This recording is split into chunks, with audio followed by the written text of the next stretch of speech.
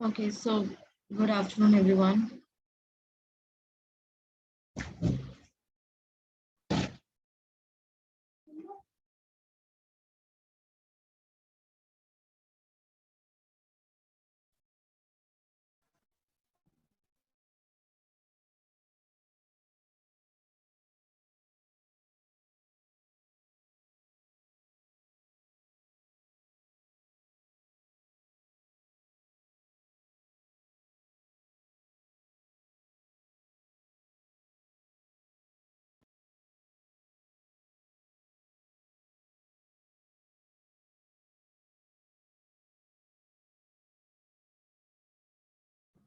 Okay, good afternoon, class.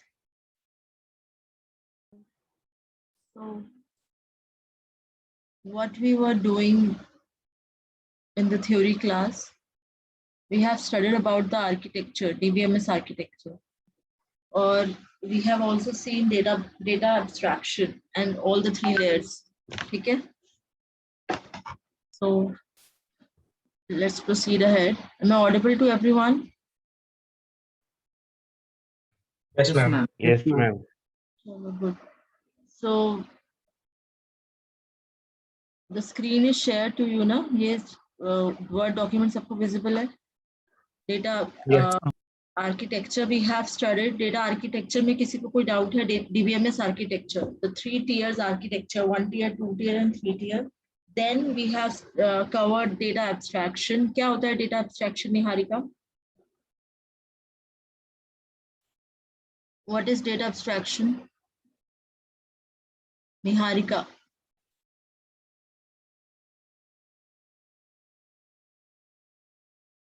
You there in the class?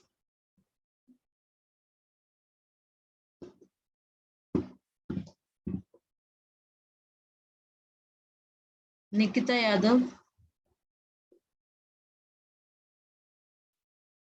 Yes, Nikita. Yes, ma'am. What is data abstraction?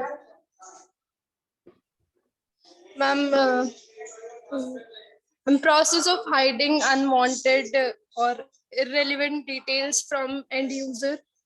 Yes. So how do you achieve data abstraction in DBMS?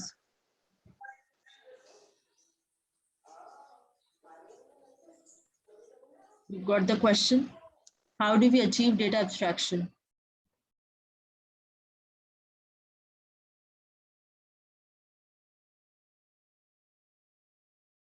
Yes, come on. कैसे achieve करते हैं Tanuj?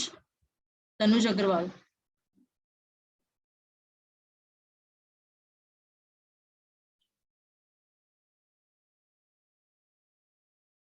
Tanuj Agrawal. See, when I take your names, you have to respond. This is my way of judging you people. See, I have not taught you before. I don't know your faces. I don't know you. This is the very first time. You might, you also don't know me, right? So, moreover, our videos are off, so we can't see the faces. We don't, maybe by face, I know you, but by name, I don't know any one of your class, hardly 2 or 3 students. So if you do not interact with me, I will not able to know about you people. So it will be difficult for me to judge you. Okay? By submitting the MCQs or by submitting the assignments, this is all you know कि how you people going to submit the MCQs or assignments. सबको पता है. ठीक है, आप लोगों के लिए तो बहुत easy process है. So by giving the marks based upon that, usme this will not be the right process. So the right process will be for me is the interaction in the class. जितना ज्यादा आप interact करोगे, don't worried about कि आपको आता है कि नहीं आता है. ठीक है, आदत तो सब लोग सीख ही रहे हैं ना अभी. So please try to interact in the class. Hello, ma'am. Am I audible? Yes, you are audible. बोलो. Yes, ma'am. Some problem came actually. हाँ, Ma'am, हाँ. you asked how do we achieve data abstraction? Yes, yes. Ma'am हमने data abstraction को 3 parts में divide किया, उसके through ma'am achieve करते हैं हम. Yes. मैम आपने बताया था 3 लेवल होते हैं. एक है व्यू लेवल, उसके बाद आता है मैम कंसेप्चुअल लेवल और उसके बाद आता है ma'am physical level. Yes. So what do you mean by the conceptual levels? You can see the diagram on the screen now. These are the 3 levels of data abstraction. See, in today's class, we will be studying about data independence, and data independence is the result of data abstraction. In data abstraction, we have divided our database view or our database into 3 layers. One is called the physical layer or the internal layer or the internal schema, conceptual level or the logical level, or we call it as conceptual schema. And the last view, which is last level, which is directly accessible to the end users, we will call it as view level, okay, or the external level, okay. You all know that view level is the level at which the end users could able to access the application through, access the database through an interface. और हर एक user के लिए ये view different होता है. We are hiding the unnecessary information which is not relevant for user for the user 1 from user 2. We are hiding all the details. ठीक है. Conceptual level और conceptual schema में हम क्या store कर रहे हैं? This particular schema is describing about the structure of the database. So from the structure of the database, we meant we are describing all the tables, the structure of the tables, the name of the columns, कि उनकी क्या type है, क्या kind of the data they are going to hold, what are all the attributes, ठीक है, how the tables are related into the database, ये सारी information, what is the data model that is going to be used for storing the tables, ठीक है. Data model क्या होता है? The basically हम कौन सा लेआउट यूज कर रहे हैं डेटाबेस को क्रिएट करने के लिए. Data model we will be studying in detail about various data models. अभी के लिए सिर्फ इतना समझो, डेटा मॉडल बेसिकली कोई भी चीज को जब आप क्रिएट करते हो तो उसका एक मॉडल रेडी करते हो ना. अब हर एक जो पर्सन है वो अपने हिसाब से बनाता है कि ये चीज ऐसे दिखेगी, ये चीज ऐसे दिखेगी. या अगर if I give you an example of an architect, अगर आपको कोई घर डिजाइन करना है तो हर एक आर्किटेक्चर अलग अलग तरीके से घर बनाएगा. कोई साउथ ईस्ट में किचन होगी, किसी की साउथ वेस्ट में किचन होगी, किसी का रूम कहाँ होगा. तो every architecture has a different view. Similarly different model. Similarly आपका डेटाबेस को भी डिजाइन करने के लिए there are different models. Some if I give you an example, you can have a network model और ऑब्जेक्ट ओरिएंटेड मॉडल, और we can say it as relational model. बहुत सारे मॉडल्स के बारे में हम पढ़ेंगे जिसमें हम ये बताते हैं कि हम अपने डेटाबेस में जो एंटिटीज है, एंटिटीज जैसे यूनिवर्सिटी काइंड ऑफ डेटाबेस की अगर मैं बात कर रही हूँ तो उसमें एंटिटीज क्या क्या हो गई. The entities could be admin, it could be your staff, और it could be your library, it could be student, it could be teachers. ये जितनी भी entities है, how the entities are related with each other, what are the relationship between them, ये सारे can be explained with help of data model. ये सारी information भी कहाँ store होती है? Conceptual schema में store होती है, conceptual level में store होती है, ठीक है. And all the details are not available to the view level. All this detail is not available at the view level or to the end users, ठीक है. एक चीज मैं बता रही हूँ कि I am explaining you in basic layman terms, but when you are going to attempt the answers, just try to use technical terms. ठीक है, थोड़ा सा technical terms use करोगे. It's not like कि अपनी ही language में और keep on writing. That is okay अगर आप अपनी language में लिखोगे, but try to use technical terms. Got it? When you are attempting the questions in exam. और the last level है जो internal schema है, और the physical level. Physical level आपको पता है, physical level से we are understanding कि all the storage information, that how is your data is actually stored, what are the technologies being used, कौन सी technique हम use कर रहे हैं store करने के लिए. Either we are storing, or either we are using the random access technique, or we are storing the data in kind of blocks or in the form of records, ठीक है, और कौन सी fragmentation हम use कर रहे हैं. All such information which is at the ground level, all these details are available in the internal schema, or you call it the physical level, and all these detail are hidden to the layers which are above to it. Okay, ये तो हमने पढ़ा था the level of data abstractions. Now just tell me one thing, if I want to alter some details of the database, like if I want to change the name of the columns, तो ये मैं कहाँ पर करूँगी? ये changes मैं कहाँ पर apply करूँगी? अगर मुझे कुछ अपने स्ट्रक्चर में चेंजेस करने हैं, अपने डेटाबेस के स्ट्रक्चर में I want to change something, I want to change the schema of a table, तो ये चेंजेस कहाँ अप्लाई होंगे?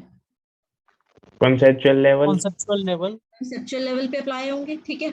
अब जो भी मैंने चेंजेस किए, क्या इन चेंजेस से जो मेरे व्यूज है उसमें कोई इफेक्ट आएगा? मतलब कि users are not get affected, users पे कोई फर्क नहीं पड़ेगा अगर मैंने किसी भी कॉलम पे एट्रीब्यूट को चेंज किया। लेट्स सपोज अगर मैंने एज था, एज का टाइप में इंटीजर में 5 बाइट्स ले सकता था, मैंने उसको 10 बाइट्स कर दिया, या मेरा जो कोर्स नाम का एट्रीब्यूट था उसको कोर्सेस कर दिया, या व्हाटएवर मैंने कोई पर्टिकुलर टेबल डिलीट कर दी। all such changes I am applying at the conceptual level or the schema level, the conceptual schema level, all these changes are not affected at the view, मतलब कि user का काम इसमें नहीं रुकेगा। User जो अपना काम कर रहा है एप्लीकेशन इंटरफेस पे, जो अपने इंटरफेस पे वो काम कर रहा है, उसको इससे कोई फर्क नहीं पड़ेगा। तो this process is being called as data independence. Data independence, what does it mean? The data which is stored at different levels or at different layers is unaffected. That means whatever the changes I am making at a layer, the changes are not get affected to the layer above to it. You able to understand? Whatever the changes, for example, whatever the changes I'm making to the structure of the database, that is, I'm changing the conceptual schema, these changes are not get affected at the external level. The users are not get affected of it. So this process is being called as data independence. तो data independence की अगर हम एक proper definition read करते हैं, तो what does data independence means? So data independence basically क्या है? Application is independent of the storage structure and access strategy of the data. In other words, the ability to modify, this is the definition, the ability to modify the schema definition in one level should not affect the schema definition in the next level. ठीक है, मतलब कि जो भी हम changes कर रहे हैं, अभी हम स्कीमा डेफिनेशन का मतलब कि we are changing in the conceptual level, उसमें अगर हम कोई भी चेंजेस करते हैं, या अगर हम किसी एक्सेस स्ट्रैटेजी ऑफ डेटा में कोई चेंज कर रहे हैं, कोई स्टोरेज मैकेनिज्म चेंज कर रहे हैं, that means we are changing at the physical level. So अगर हम फिजिकल लेवल में चेंजेस कर रहे हैं, तो उसकी जो ऊपर की लेयर है, कौन सी लेयर है? कंसेप्चुअल लेवल पे, उसमें कोई चेंजेस नहीं आएंगे, उसमें कोई फर्क नहीं पड़ेगा, ठीक है। और अगर मैं कहीं कंसेप्चुअल लेवल में चेंज कर रही हूँ, तो the changes are not get affected to the external level. So this whole process is being called as data independence. ठीक है, data independence basically has 2 levels. मतलब कि we can do data independence at the 2 level. One is called physical level data independence, another one is called logical level. देखो, physical level के नाम से you are able to clear physical level data independence का मतलब क्या है, कि it refers to the characteristics of being able to modify the physical schema without any alteration to the conceptual or the logical schema. That means, let's suppose I want to change some storage method. ठीक है, मैं पहले तो मैं paging technique use कर रही थी, ठीक है। अब मैं कोई अपना पेजिंग टेक्निक में बेस्ट फिट फ्रेगमेंटेशन यूज कर रही थी, या मैं कुछ I am using the first fit now, या मैं कोई भी स्टोरेज मैकेनिज्म यूज कर कोई चेंज कर रही हूँ, या मैं अपना सीक्वेंशियल एक्सेस पहले मैं कर रही थी। सीक्वेंशियल एक्सेस का मतलब क्या होता है कि अगर मुझे 5th ब्लॉक को एक्सेस करना है, I will traverse first, second, third, fourth, तो उसमें मेरा परफॉर्मेंस में प्रॉब्लम आ रही थी, परफॉर्मेंस डिग्रेड हो रही थी। अब मैं कौन सी टेक्निक यूज कर रही हूँ? Random access. Random access technique मतलब कि I am making the changes at the physical level. So physical level में मैं जो भी changes कर रही हूँ, these changes will not get affect to the conceptual level. So it refers to the characteristics of being able to modify the physical schema without any alteration to the conceptual or the logical schema. ठीक है, और मैं changes क्यों करती हूँ? In order to do some optimization purpose की वजह से, अगर मैं अपना कुछ अपने result को optimize करना चाहती हूँ, let's suppose I want to increase the performance of accessing the data. ठीक है, तो अगर मैं सीक्वेंशियल से रैंडम एक्सेस कर रही हूँ, तो उससे मेरी परफॉर्मेंस ऑब्वियसली इंक्रीज करेगी। या अगर मैं कोई नया स्टोरेज डिवाइस यूज कर रही हूँ और I want to modify the data structure for storage, let's suppose मैं स्टैक यूज कर रही हूँ, पहले मैं लिस्ट यूज कर रही थी, now I am using stack. तो ये सारी चीजें, ये सारी बातें कहाँ पर आती है? फिजिकल लेवल पे। फिजिकल लेवल पे अगर मैं कोई भी चेंजेस करती हूँ, again I am saying this changes are not get affected to the layer above to it which is the conceptual schema और the logical schema. Are you guys clear with the term physical level data independence क्या होती है? सबको clear है? Yes, ma'am. Physical level देखो, जब भी data independence आएगा you need to draw the same figure. जो ऊपर वाली फिगर थी ना डेटा एब्स्ट्रैक्शन की, you need to draw the same diagram. ठीक है, उसी डायग्राम के रिस्पेक्ट में you will be telling about कि फिजिकल लेवल पहले तो होता क्या है, फिर फिजिकल लेवल डेटा इंडिपेंडेंस क्या है. ठीक है, उसके बाद the next kind of data independence that we are talking about is logical level data independence. So logical level मतलब कंसेप्चुअल लेवल और the conceptual schema. Now whenever the changes you are making at the conceptual schema or you are changing the structure of your database, these changes will not get affected at the external level. Bar I am repeating the same thing, that it refers to the characteristic of being able to modify the logical schema without affecting the conceptual external schema or the application program. The user view of the data should not be affected. ठीक है, user का कोई भी जो user का view है वो effect नहीं हो रहा है. दैट्स अच्छा. अब क्वेश्चन आता है कि what are the chances or what are the cases in which you are changing the conceptual schema. Conceptual schema को change करने के लिए कब you want to change? What are the situations in which you will change the conceptual schema of the database? Ma'am अगर किसी दो database के बीच में रिलेशनशिप एस्टैब्लिश करना है. हाँ, जैसे एक बार आपको कुछ इंसर्ट करना है, कुछ और you want to delete some particular attribute of a table, या you want to express some relationship between two entities, दो tables के बीच में कुछ relationship express करनी है. So ये सारी चीजें सारी कहाँ पर बातें होती है? या you are changing the model. आपने पहले नेटवर्क मॉडल यूज किया, now you are changing object oriented model. तो जो भी आप स्ट्रक्चर में चेंजेस कर रहे हो in order to do some optimization, आप अपने प्रोसेस को एट द एंड, हम आपको पता है कि कोई भी प्रोडक्ट के वर्जन्स रिलीज होते हैं, एप्लीकेशन के भी वर्जन रिलीज होते हैं, तो वो आपके फोन में भी अपडेट्स आते हैं, है ना. कोई भी एप्लीकेशन अगर अपडेट होती है तो वो जो चीजें वर्जन जो आ रहे हैं या जो भी अपडेशन हो रहा है वो सारी चीजें की जाती है in order to increase the performance. Got it. कोई भी नया फीचर आता है, कुछ भी आता है, तो उसमें या अगर कोई न्यू फीचर इंट्रोड्यूस नहीं हुआ, कोई ओल्ड फीचर में कुछ एनहांसमेंट हुआ जिससे आपकी परफॉर्मेंस या आपका ऑप्टिमाइजेशन बढ़ा, तो वो चीजें obviously are going to benefit the user, but they are not going to affect the user in a different manner. मतलब यूजर के वर्किंग में कोई हिंड्रेंस नहीं आएगी. Nothing is being get affected at the external level. So this whole thing is being called as data independence. ठीक है, data independence clear हुआ? Yes, ma'am. Yes, Who will ma'am. explain the same thing again? Kanishka. Who's that girl? Roll number 44. How are you? Roll number 44, Kanishka.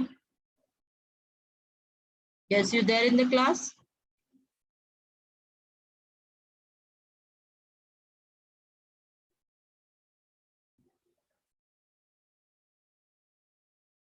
Okay.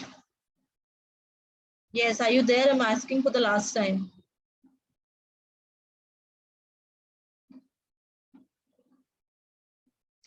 All these things, the kind of the ignorance that you people are showing, I'm again warning you, these are putting a negative remarks.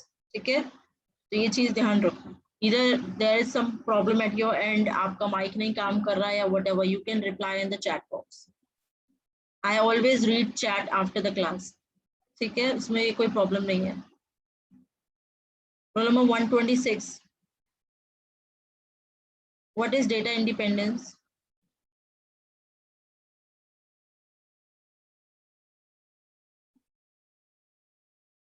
Okay, Rohit, roll number 91.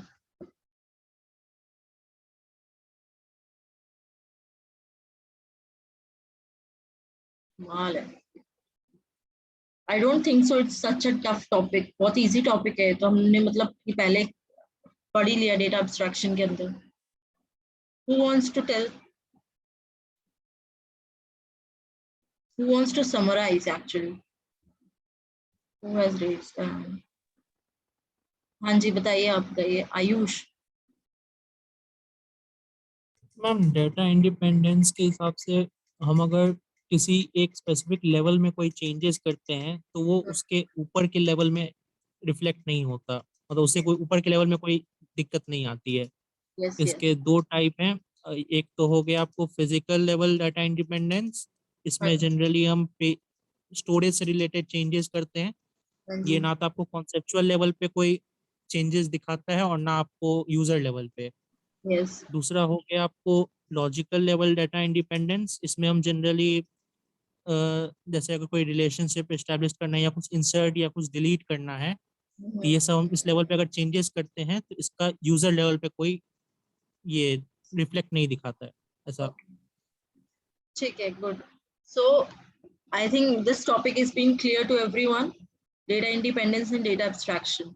ठीक है, so now we are proceeding towards DDL and DML, क्योंकि this is again a part of your theory topics also, और we are at module 1। Module 1 में let me just show you this.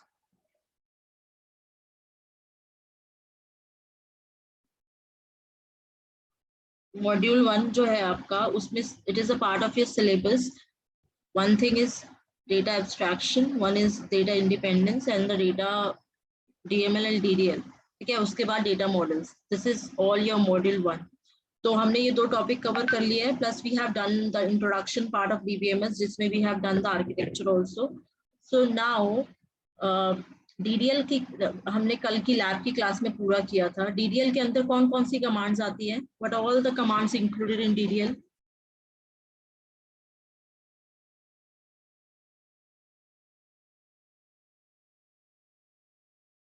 DDL क्या होता है? What is DDL? Who will tell me? Ma'am जो database के structure को define करने के लिए हम यूज करते हैं commands. Okay. Some other one. कोई और ट्राई करना चाहता है? The girls in the class do not respond. ऐसा है To क्या? define, ma'am, to define a database schema, basically the data of a data. It defines the database schema. DDL stand for data definition language, right? So data definition language include all the such operations that are used to describe the structure of the database. Okay, so you have to use these terms. I'm telling you again, there are some technical terms, there are some terms that you cannot skip. Okay, so DDL stand for data definition language. In that we'll include all the commands that are used to describe the structure of the database. So all the commands are like, कौन-कौन सी commands हमने पढ़ी हैं DDL के अंदर? Create, alter, and drop. Create, alter, drop, and truncate, truncate. Yes. Rename. Ma'am, rename. Yes, rename and Drop. drop तो हो गया ना? Comment. मैम ऐड नहीं है, ऐड तो कीवर्ड है ऑल्टर का, ठीक है? Add is not the command. So what I am going to tell you is, हमने डीडीएल पूरा कवर कर लिया है। डीडीएल के अंदर we have seen in detail about all the commands like create. आपको क्या दिख रहा है स्क्रीन पे? You all are able to see the syllabus? अच्छा, मैं जरा आपको एक चीज बता दूं। हाँ, यहाँ पे देखो, मॉड्यूल 1 में data abstraction and data independence we have done. Data definition language भी हमने पढ़ लिया है, ठीक है? Now we are starting with data manipulation language, ठीक है? So here we go. तो यहाँ पे we have done in detail about all the syntax of all the commands that it comes in data definition language. तो drop और truncate में क्या difference होता है? What is the difference? Ma'am drop में जो है स्ट्रक्चर स्ट्रक्चर नहीं में डिलीट हो बचता जाता है। है। ड्रॉप में क्या हो जाता है? होल डाटाबेस को डिलीट कर देते स्ट्रक्चर भी पूरी तरह से रिमूव हो जाता है, परमानेंटली रिमूव हो जाता है। So drop command is basically used to delete the entire database in one go, and if we use this command we will not be able to roll back. मतलब कि अगर हमने कर दिया तो we can not, अभी आप data recovery में पढ़ोगे हमारे पास कुछ ऑप्शन होते हैं जिसमें हम डेटा को रिकवर कर सकते हैं. There are some command called roll back command जिसमें हमने जो भी काम किया वो जैसे कंप्यूटर में हम undo करके we can undo the operation ना, ऐसे ही roll back होता है जिसमें we can undo what we have done. तो अगर हमने drop कर दिया ना तो हम roll back भी नहीं कर सकते. So drop will completely going to delete the entire structure along with the data. And if we use truncate command is being used if we want to do some temporary, अगर हम कुछ काम कर रहे हैं कि हमने कुछ data delete कर दिया, but we are not deleting the structure of the table, we are reusing the table structure for some other purpose. उसके अंदर हम कुछ और data insert कर सकते हैं तो हम truncate use करते हैं. ठीक है. तो ये सारी पांचों जो 6 commands जो है create, alter, drop, truncate, rename और comment. मैम ट्रंकेट में हम जो डेटा डिलीट हुआ है उसे भी रिकवर नहीं कर सकते ना, रोल ऑन करो. उसमें हम रोल बैक कर सकते हैं. मैं आपको आगे ट्रांजैक्शन पढ़ेंगे तब हम पढ़ेंगे कि कैसे हम रोल बैक अप्लाई करते हैं डेटा रिकवरी में. Okay ma'am. ठीक है. Now we are starting data manipulation language. What is DML? So data manipulation language basically क्या होता है, आपको नाम से क्लियर हो रहा है कि now you are learning some of the commands which are used to manipulate your data, which are used to do some changes to your data. You have created, you have learned how to create the structure of the data table. आपने एक table create कर लिया, अब उसके अंदर आपको कुछ data डालना है, तो डेटा डाल भी दिया तो उसको मैनिपुलेट करना है. तो there are 3 commands that comes under data manipulation language. One is called insert command, one is update and one is delete. ठीक है. जैसे ही हम टेबल क्रिएट करते हैं उसके बाद जो नेक्स्ट कमांड आती है that is a insert command, और इसका जो सिंटेक्स है this is like insert into. ठीक है. इंसर्ट इनटू, जैसे क्रिएट टेबल हमेशा साथ में रहता है ना, ऐसे ही insert into will always be together. ठीक है. आप एक ये वाला एमसीक्यू पूछा भी गया था पिछली बार कि कौन सा राइट ऑप्शन है इंसर्ट कमांड के लिए, इंसर्ट या insert into. Insert into is the correct statement. Now DML command, DML क्या होता है? DML is basically the data manipulation language that deals with how we doing the manipulation of the data that is present in the database. ठीक है. So we can able to do data manipulation with the help of 3 commands. One is your insert, update and delete. So let's study about the insert command. Insert command का क्या syntax है and how do we use? Basically आपको पता है कि insert command हम क्यों use करते हैं. We have created a table. Now we want to insert the rows into the table. हमने कोई स्टूडेंट नाम की टेबल बना दी जिसमें उसके कॉलम नेम क्या है, स्टूडेंट नेम है, उसका रोल नंबर है, उसका कोर्स है और उसके ग्रेड है, या और वी कैन से उसका क्या और क्या इंफॉर्मेशन स्टोर कर सकते हैं, उसके कॉन्टैक्ट नंबर क्या है. ठीक है. तो ये 5 कॉलम्स आते हैं. So we want to let's suppose insert the rows, 10 rows अगर insert करनी है तो उसके लिए we will use the insert command. There are 2 syntax available. So write down the syntax first and then we'll be discussing with the help of example. So the very first method is आप लिखोगे insert into, then you will write the name of the table. किस table में insert करना है बताना पड़ेगा ना. Then values, values is a keyword. ठीक है. You will write values, VALUES values, and in the round parenthesis you will give the value. ठीक है. अब ये चीज ध्यान रखो जरा. Let me just tell you. मैं बात कर रही थी स्टूडेंट टेबल की, तो मैंने बोला कि मेरा जो पहला कॉलम है वो है एस नेम, रोल नंबर और कोर्स और सेमेस्टर. ठीक है. Let's suppose I have these 4 columns. Okay. And I am inserting the, I want to insert rows. तो मैं लिखूंगी insert into student, then I'll write values. अब round parenthesis के अंदर I will give values. तो सबसे पहले s name. ये चीज का सब लोग ध्यान रखेंगे कि जो भी varchar होता है ना, जो भी इंफॉर्मेशन varchar, जो भी कॉलम का नाम का टाइप varchar है, every varchar thing will be surrounded in quotes. तो यहाँ पर values में पहली चीज आप क्या लिखोगे, टेक्स्ट बॉक्स ही हट गया है. चलो मैं फिर से यहाँ पर बनाती हूँ टेक्स्ट बॉक्स. तो आप क्या लिखोगे, will write insert into student is the name of the table, values is a keyword, and s name, let's suppose पहला नाम है मेरा ABC, ठीक है। उसके बाद उसका जो रोल नंबर है, रोल नंबर का टाइप इंटीजर होगा, तो उसका रोल नंबर लेट्स सपोज 23 है। सेमेस्टर जो है वो भी इंटीजर रखा है, तो मैंने 4 रख दिया सेमेस्टर, लेट्स सपोज वो 4th सेमेस्टर से है। और कोर्स था ना उसके बाद, तो अच्छा अब यहाँ पर देखो I have made a mistake, और मैंने कोर्स है उसका CSC। नाउ अगर मैं इस कमांड को एग्जीक्यूट करूंगी तो आपके टेबल में क्या दिखेगा? How the values will be get assigned if I execute this command. आपकी वैल्यू कैसे असाइन होगी? जिस भी ऑर्डर में आपने वैल्यूज दी है ना, उसी ऑर्डर में वैल्यूज जाके पुट हो जाएंगे। मतलब जिस ऑर्डर में आपका कॉलम्स है, पहला कॉलम है एस नेम, तो उसके अंदर पहली वैल्यू चलेगी ABC। दूसरा कॉलम है रोल नंबर, तो उसके अंदर दूसरी वैल्यू चलेगी 23। तीसरा कॉलम है कोर्स, तो उसके अंदर 4 चला गया। और 4th कॉलम में सेमेस्टर, तो उसके अंदर CSC चला गया। But you really meant to put 4 into the semester and CSC into the course. तो ये इस चीज का ध्यान रखना है कि जिस ऑर्डर में आप यहाँ पर वैल्यू असाइन कर रहे हो should match with the order of the column names that you have given during the schema definition. जब आपने स्कीमा डिफाइन किया था उसमें क्या ऑर्डर दिया था आपने, उसी ऑर्डर में आपको डालना है। समझ में आया what I meant to explain you?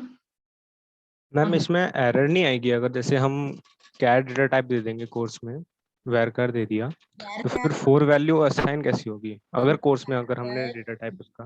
वेरकर जो होता है ना, can hold alpha numeric data, तो उसमें आप मैम फिर सेमेस्टर में फिर अगर हमने इंट टाइप दिया तो CSC। हाँ, यहाँ पर एरर आएगा, ये स्टेटमेंट एग्जीक्यूट नहीं होगी।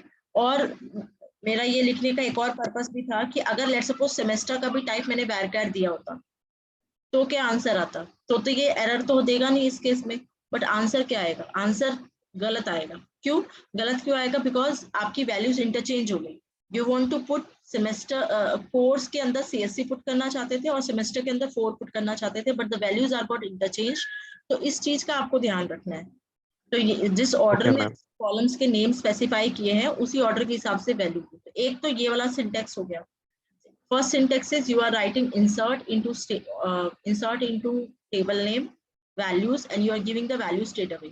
So जब you are using this method, you need to be very careful with respect to the order you are giving the attributes name. इनको हम attributes भी बुलाते हैं। S name, roll number, course, semester. These are the attributes of. हाँ बोलो। Ma'am अगर किसी column का हमें डिटेल नहीं भरना है, जैसे हमें कोर्स वाले में कुछ नहीं भरना था, तो उस सिनेरियो में क्या करते? Yes, you will ये तो अगर एक ऑर्डर, अगर मैंने देखो यहाँ पर ना, अगर मैंने यहाँ पे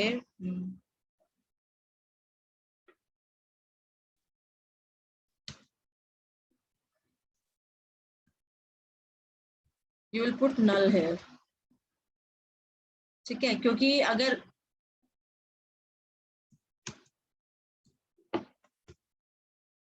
course is a third attribute and if you not provide any value, ठीक है, अगर आपने सिंपली ऐसे किया तो 4 तो कोर्स में चला जाएगा और सेम के अंदर कुछ आएगा नहीं, वो बाय डिफॉल्ट नल आ जाएगा। But course is a third attribute और you have to keep it empty. अभी आपको उस पर्टिकुलर स्टूडेंट का कोर्स नहीं पता, या अगर यहाँ पर कॉन्टैक्ट नंबर होता, किसी पर्टिकुलर स्टूडेंट का कॉन्टैक्ट नंबर नहीं पता है आपको, तो यहाँ पर आप इसमें नल स्पेसिफाई कर सकते हो। Null means the value which you don't know, ठीक है? तो ये यहाँ पे नल पुट हो जाएगा। और अगर आप उसको लिखते ही नहीं हो, जैसे अगर कोई लास्ट एट्रीब्यूट है, if you do not specify the last attribute in your insert statement, तो भी वो बाय डिफॉल्ट जाके नल आ जाता है वहां पे। क्लियर है आयुष? Yes ma'am. just ना लिख करके डायरेक्ट स्पेस दे दें तो just repeat your question. Ma'am अगर हम नल नहीं लिखते और स्पेस देते सिर्फ, हाँ तो this will also वो नल ले। this will also work. देखो अगर मैंने खाली ऐसे स्पेस दे दिया ऐसे, यस मैम, अगर मैंने लिखा ABC 23, 4, तो ये वाला जो वैल्यू है that is not provided by the user, तो यहाँ पर नल आ जाएगा बाय डिफॉल्ट। जब इसका आप आउटपुट देखोगे तो वहां पर कोर्स वाली जो रो है, कोर्स वाला जो कॉलम है, for this particular row will show null value. Okay ma'am. अब दूसरा सिंटेक्स मैं बताना चाहती हूँ कि इस वाले सिंटेक्स में एरर का चांसेस क्या होते हैं कि when the order do not match with the order of the columns that we have specified.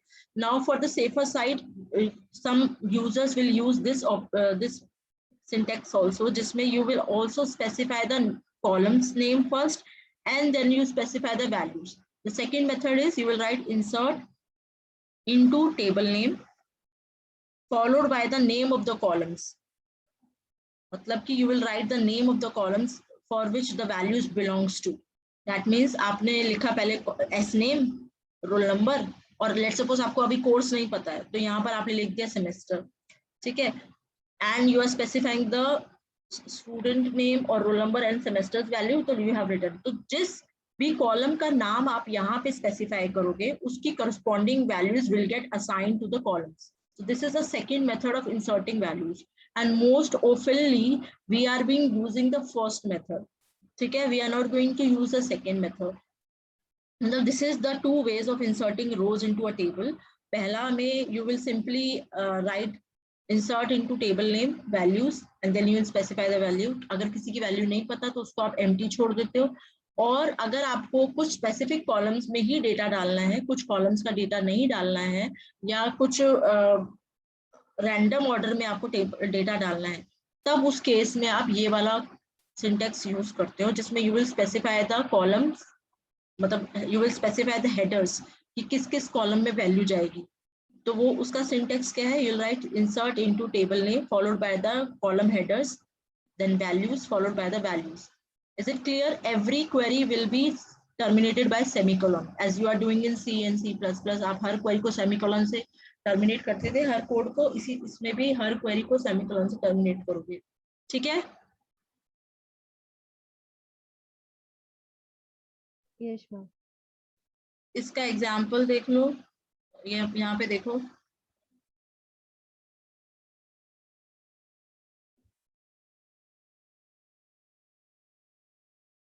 ये आपके पास एक टेबल है, स्टूडेंट नाम की टेबल है, ठीक है, जिसके रोल नंबर 1 2 3 4 और 3 और 2 का डेटा डुप्लीकेट है, ठीक है. ओके, अब you are inserting the values. आपने इंसर्ट इनटू स्टूडेंट वैल्यू. अब यहाँ पे ना जो आपका रोल नंबर है उसको आपने कोट्स में डाला हुआ है, मे बी आपने रोल नंबर को varchar दिया होगा. जब आप टेबल क्रिएट करते हो ना तो उसमें आप टाइप भी सेट करते हो, तो उसमें आपको ये हर चीज का ध्यान रखना है कि आपने उसका टाइप क्या दिया है. If you have specified the type as varchar then you have to surround the values into single quotes or double quotes. Then the name, then the address, फिर phone number और age. तो इसने हर किसी को single quote में डाला हुआ, that means all the values are being surrounded varchar type है. उसके बाद जैसे you will execute this code, तो आपका जब आंसर देखोगे, स्टूडेंट टेबल को दोबारा से चेक करोगे, देन